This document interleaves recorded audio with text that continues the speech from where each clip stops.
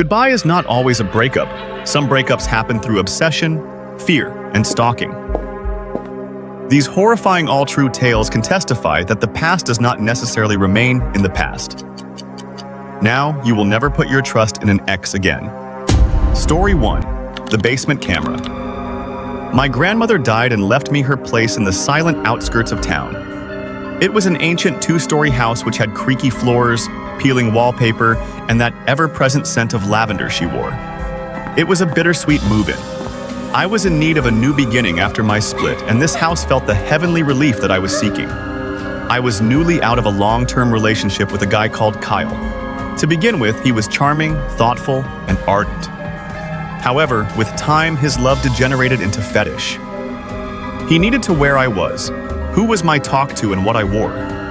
That last straw was having to come to my place of work and verbally abusing one of my co-workers because he thought that the person was too paralamo with me.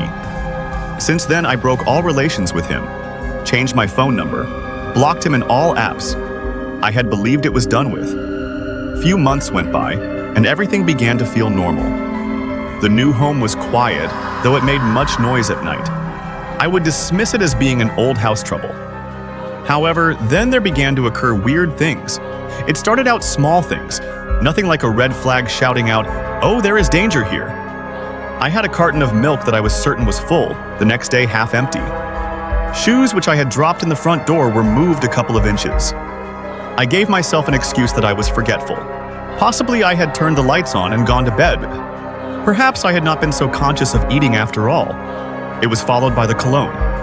One morning I woke up and smelled positively in the hallway the aroma of his cologne. It was not only close, it was to the letter. That stewed cabbage he somewheres used to stew himself in before an interview. My lungs closed. There in the hall I stood, heart beating and pounding. Was I insane? I phoned my best friend Emily in order to calm down. She said it was probably a stress. Perhaps I was asleep. Yet I was familiar with what I smelled. I tried, however, to shake it off. The next evening I lay in bed staring at the ceiling. There was silence in the house. Then I heard it. A little creak right under my feet, as it were. Someone had stepped down into the basement. Then another. I sucked in breath. All my nerves were telling me to run, and yet my legs saying no. I could not sleep the entire night holding my phone and looking at the door. Daylight came and I plucked up my courage to inspect the basement, but there was nothing, at least nothing that I could perceive in the poor light. Nothing but old boxes, tools, and my grandmother with her dusty sewing machine. There was something awkward, however. So that day I went and bought a little security camera, a camera I could stick up in the hall. I put it up opposite to the basement door. I said nothing to anybody, not Emily, even my parents. I had to find out with my own eyes whether something was actually going on or grief and paranoia was eating me. I got to bed early that night and left all the lights out. I slept very little. I heard footsteps, shadows, movement in the dark all the time. Household was still, though. I opened the footage the following morning. It was at the precise time of 3:41 a.m. that I heard it. The basement door squeaked open. Out stepped a man who was barefooted, not noisily. He was dressed in dark garments. He sifted along with a glazing composure. With my eyes wide before the screen in seeming horror, I watched the beast stalk down the hall and halt in front of my bedroom door. That is where he stood, motionless. It takes 47 minutes, nothing but breathing there. Watching. Then turning round, he went down again. I got nauseated. I recognized that face. Kyle was there, my ex. The man I had blocked and paid no attention to and left behind. He had not only been spying on me, he had been in my own home. I got fumbling fingers dialing 911. I could hardly speak when police got there. Into the basement they went and came upon a frightful arrangement. He had a corner filed away behind some dusty boxes in which he slept. Sleeping bag, snack wrappers, water bottles, plus and worst of all sight, a small heap of my missing garments. He had stolen my t-shirts, a hairbrush, heck, I even discarded an old picture of us and he stole it. According to the officers, he must have breached this window in the basement window in the past few weeks, maybe longer. They told them it was one of the worst stalking cases in many years. And what is even scarier, he carried no arms, no intention to harm me. a sick need to be close to me once more, and that this would somehow repair everything. On that day, he was arrested, but the damage remained. I never slept in that house anymore. Within that week, I moved out. I did not like the idea of being in a place in which he had lived and spent some time lurking somewhere in the darkness, spying me, breathing down my neck as I slept. I changed my name, my job, dyed my hair even. I had wished I could just vanish out of his life. The question people give me is how I did not realize earlier, how I never heard him. But when someone does not want to appear before you at all, then they do not. Others term it as obsession. I say it is my worst nightmare made true. Story number 2, the phony job interview. Having broken up with the abusive relationship with my ex, Mark, I was more than willing to restore my life and my self-esteem. That is why, when I received an offer of a dream job, a perfect opportunity to work in a local startup, on LinkedIn, it seemed destined.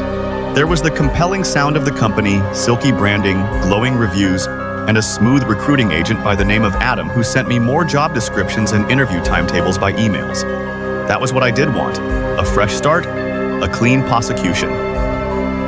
On the day of the interview, I was dressed to impress and showed up at the address that was indicated. It was an ordinary-looking building, a plain brick front, no signboards. Internally, however, it looked like a legit startup. Austere desks, a laptop in the center of the room, and "Job Review Here" written in huge letters on the wall. I thought, perhaps it is a stealth brand or early launch. I became enthusiastic. I felt a cold impression as soon as I stepped inside. Nobody was around, just silence. I knocked. The refrigerator was humming. Then out came a man in the back. He wore rumpled clothes and unkempt hair, but there was something unmistakable on his face. Mark was it, my ex. With cold eyes, he smiled.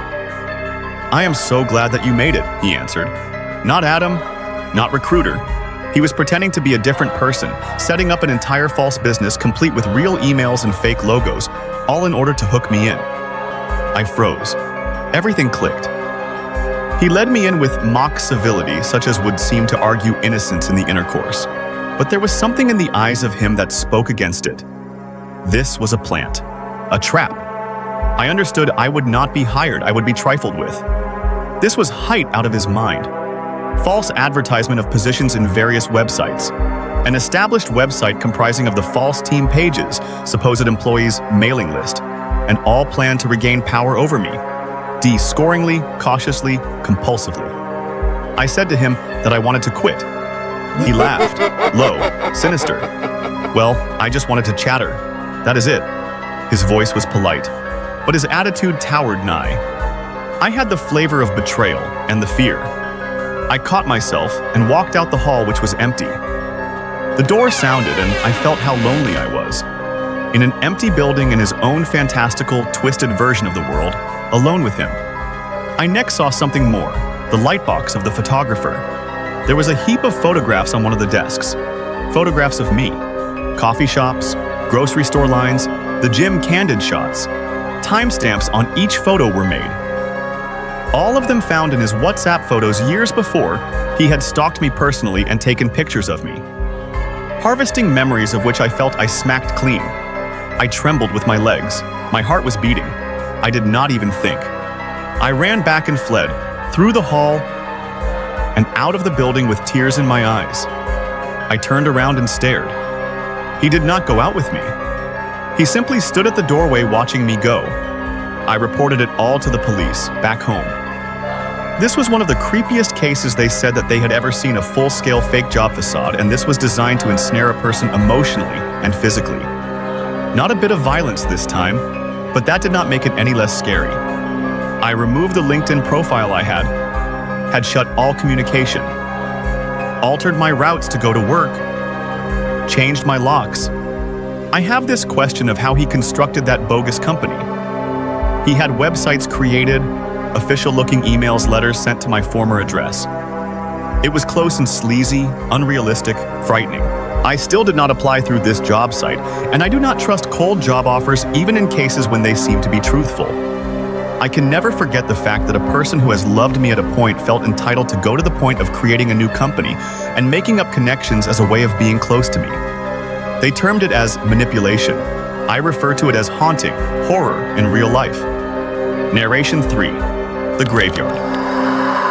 Note: my mother suddenly died and I ran into the only place I can think of that can give me peace, and that is her gravesite. It was a small, weedy cemetery just out of town, and I would go there once a week.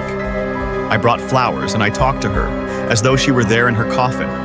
Soon after the funeral, her long-lost best friend Mia contacted her with condolence messages. She appeared soothing, so listening. The first month, she made available her assistance in cleaning up the house and sorting out belongings of Mom. I believed her. I opened it to her. However, in the following weeks, everything strange happened. Fragmentary texts, blast and jolt. I wish you had made me stay longer. You ought to let me say goodbye. Posted notes in my mailbox, handwritten and unsigned. One flower on my threshold. I said it was a grief and not a worry. Then there was the day on which I visited the grave. I had a fresh-picked lilies. I got down and washed the headstone. My family and friends were gone. I was alone, surrounded by silent stones. That is when I noticed it. Some piece of folded-up paper shoved down in the ground by the headstone of Mom. The script was not unknown. It belonged to Mia. I opened it with shaking hands.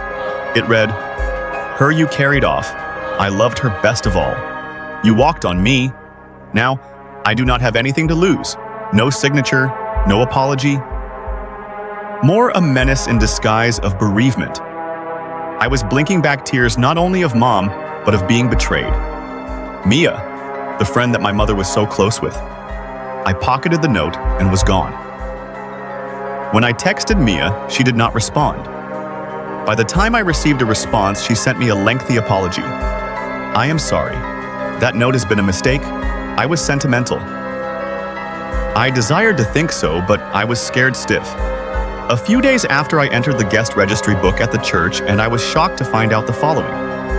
Mia had signed into the service at the time Ma was being buried, but there were another further entry on the same name a month later.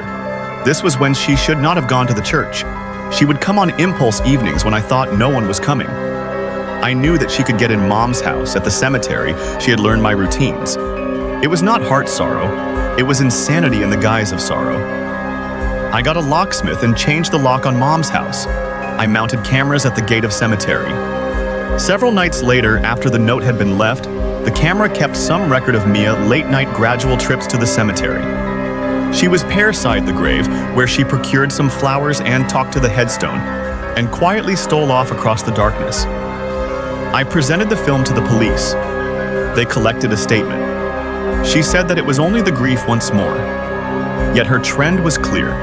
The note, the unwarranted visits, the silent, impersonal presence, all this came to the sum of a neurotic mania.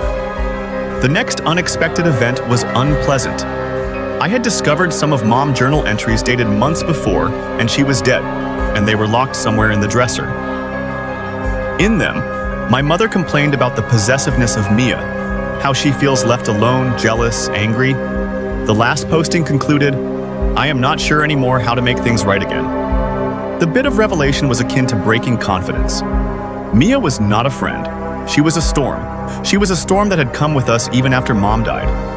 I was forced to obtain a distance. I changed cities, my habits, and at one moment avoided cemeteries. Each beat of the memory in Mom's grave made me scared. Did Mia spy behind one of the trees? Did she wait?